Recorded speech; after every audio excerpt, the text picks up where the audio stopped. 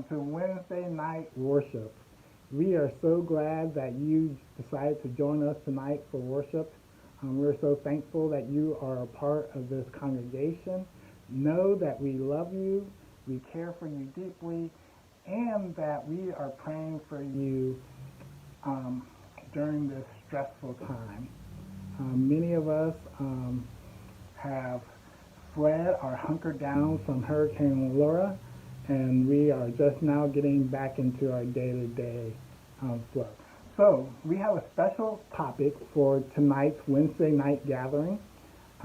This topic is about self-care and the importance of self-care. And it was birthed out of being in this pandemic for the last 6 months, and from, like I said earlier, from hunkering down or evacuating from Hurricane Laura.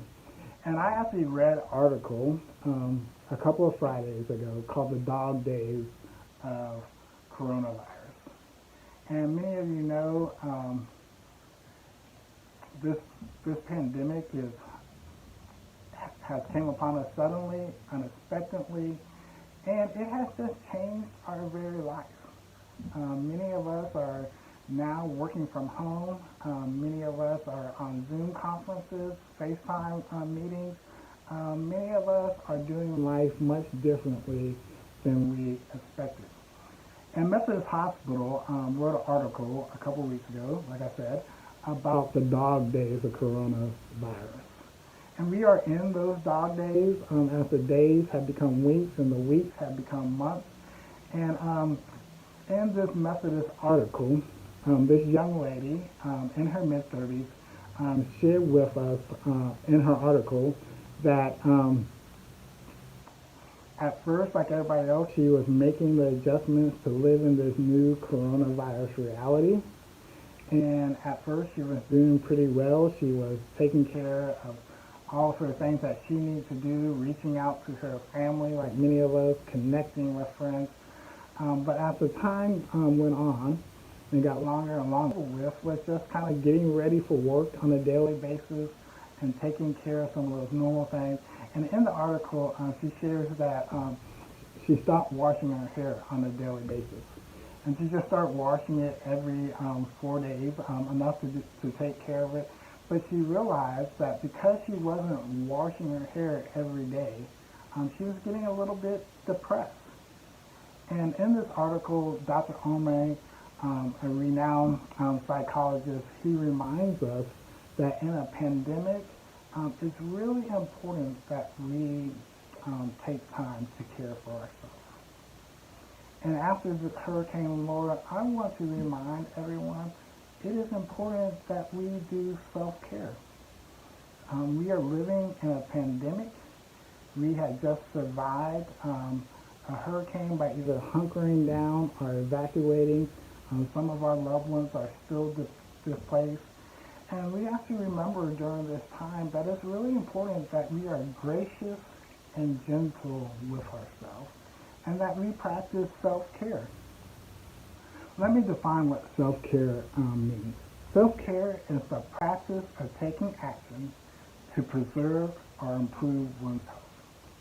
Another way to say this is self-care is any activity that we do deliberately in order to care for our mental, emotional, spiritual, and physical health. And self-care is even more important now than ever because of what we have gone through. Self-care impacts every dimension of our life. Good self-care is the key to improve moods. It reduces anxiety, gives us peace, helps us with our physical abilities, gives us the ability to maintain relationships, and it even impacts our relationship with God and one another. So self-care is essential, and good self-care gratifies the soul. It strengthens, it nourishes, it replenishes.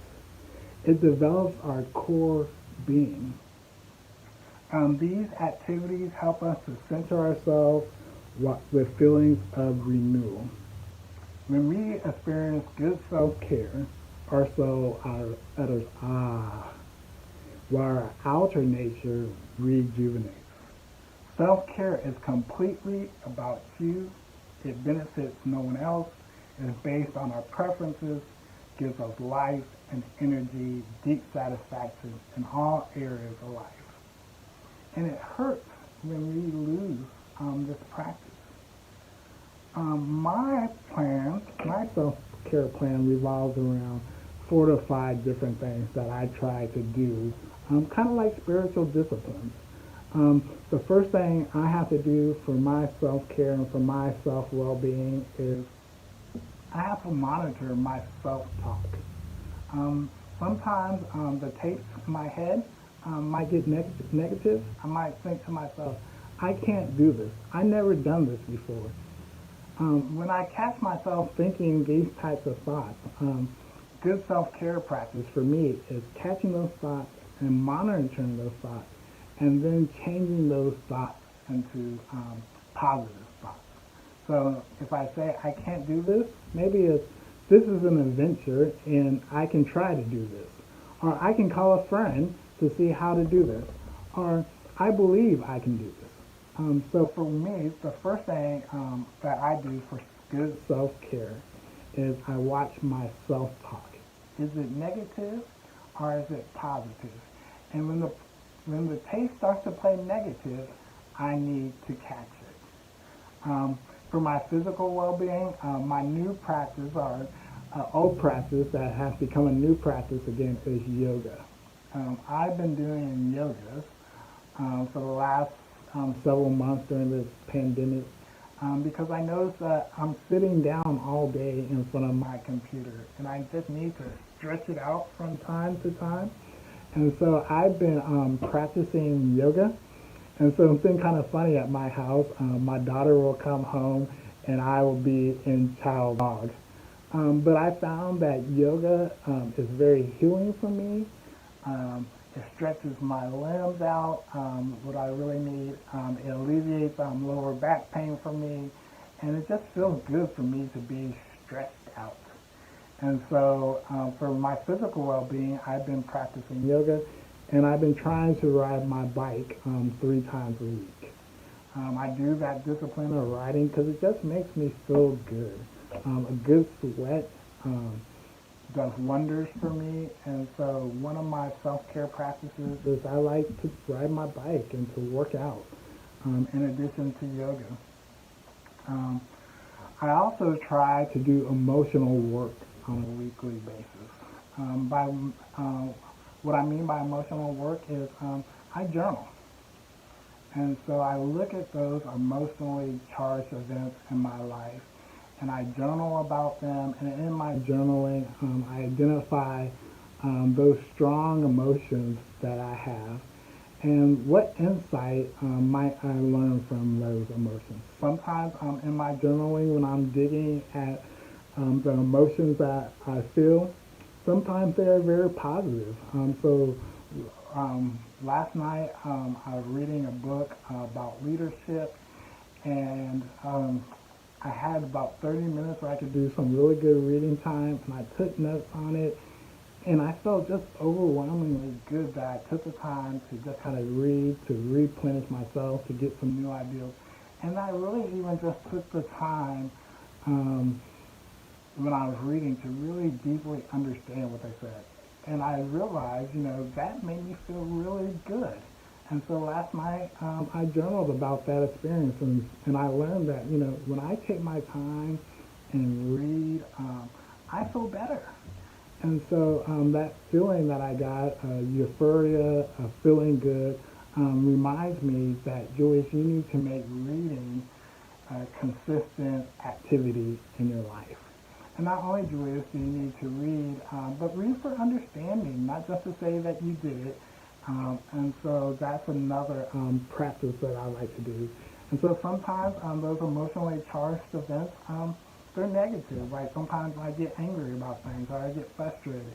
But I journal about that and I try to dig into that and ask myself, Julie, now why were you feeling frustrated? Why were you feeling angry? And what is the function of that emotion? And what is that emotion telling you? And so that's another self-care practice that I do. And it really helps me because sometimes the emotion I feel is uncertainty. And I realize now when I get that uncertainty feeling, that's time for me to kind of stop and to really think about what just happened. And a lot of times I'm uncertain because something just doesn't feel right. And that caused me to say, hey, just slow down, take a breath, and pray about it. And a lot of times I feel like that's the reaction that I'm supposed to have. Other self-care practices that I try to incorporate is reading. I try to read something every day, kind of work-related. A lot of the stuff I'm reading now is about leadership because I want to become a good leader. But other spiritual disciplines, other self-care practices that you might want to try to incorporate are what are you doing for your social health? I know that now we are living in a pandemic and we don't get to see our friends as often. We don't get to interact with them as much as we like. But what are you doing for your social health? And so I would like to challenge you to develop some self-care strategies about what you're doing about maybe the loneliness that you might be feeling during this time. And so maybe you create social 411 support list where you have friends that you can call in good times. Maybe you have friends or people that you can talk to about serious matters. Who are those people who make you laugh? Who are those people that you know that will pray for you? Who are those people who hold you accountable? Who are those people who will have honest conversations with you? Who can you cry on? Who is that compassionate, reassuring friend? And so today, I really want you to think about taking time to care for yourself. Self-care is vital to our health. It's vital to our spiritual well-being. Remember the two great commandments that Jesus gave us: love God and love neighbor. But in between those two realities, loving God and loving neighbor, we have to love ourselves. Self-care reminds us that we are to love ourselves. And as we love ourselves, a healthy self-love for ourselves, and take time to care for ourselves, we can love our neighbors better. We can also love God more. We can also share the love of Christ to the city. So I want you to really think about self-care in your life and how you will practice self-care. Our next step in our faith journey is on Sunday. We will have worship at 11 o'clock. We want you to join us for Sunday worship. And then we will kick off a new series using Richard Foster's book, 365 Days with God. And we will be talking about different spiritual disciplines. So on next week, we are going to be talking about looking for God. And looking for God in our day-to-day basis. And talking about where do we find God? Where do we find God in a pandemic? Where do we find God when we're threatened by a hurricane? Where do we find God at work in our day-to-day life? And so my hope and prayer for you today is, oh God, you who are so gracious to us and who love us without conditions, give us the grace to love ourselves. Give us the ability to practice self-care so that we may love you the way that you deserve, oh God, and so that we may love our neighbor. We ask all these blessings in the name of the Father, the Son, and the Holy Spirit. And we hope that we will see you on Sunday. Thank you for being a part of the First Family. Remember that our vision is that we love the city with the heart of Christ. Amen. Hey everybody, Robin Snook here, and I wanted to share with you a God sighting from last week. It happened on Tuesday, the day before Hurricane Laura was going to be hitting on Wednesday morning, and we had been very busy getting everything ready in our home, and our son and daughter-in-law had been getting everything ready in their home because their home tends to flood, and so they wanted to make sure that they had it as well prepared as they could. I'd been speaking to lots and lots of people on the phone about how are they keeping their families safe and what were they preparing to do. During that time, our granddaughter Emily was with us, and Emily is 5 years old, and she's just soaking in everything in the world. She doesn't quite read yet. She's getting close, but she's not quite there yet. And she did something that really spoke to me, made me know that God was hanging around and wanted to make sure that I knew that He was there. In our home, we have lots of rocks. They just are everywhere. Sometimes some of them have things like a symbol on them, or they say a word on them. Emily can't read the words, even though we talk about them regularly. She always gets them confused. And she came to me after listening Tuesday morning to me talk with people, and she says, Yaya, I have 2 rocks for you. One is a little rock, and one is a big rock. And I said, oh, well, thank you very much. And I said, what do they say? And she said, I don't know. And she said, but they're important. And I said, okay. And she was right, because the little rock said faith. The big rock said peace.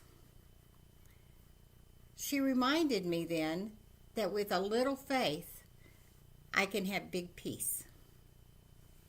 That was my God sighting last week. Amongst others, that was the one that stood out the most. Thank you so much for being a part of my life. Because of you, I have faith. Because of you, I am able to have enough faith to know that I have the peace that passes all understanding. Thanks. Bye.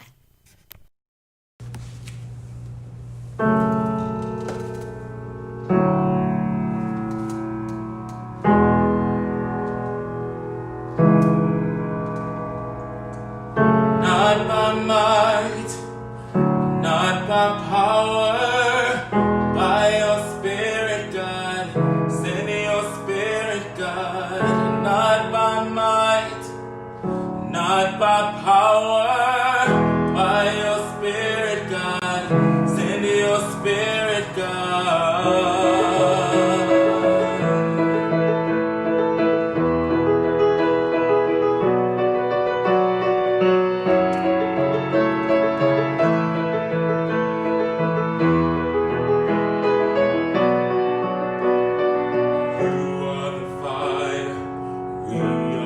Temple, you are the voice.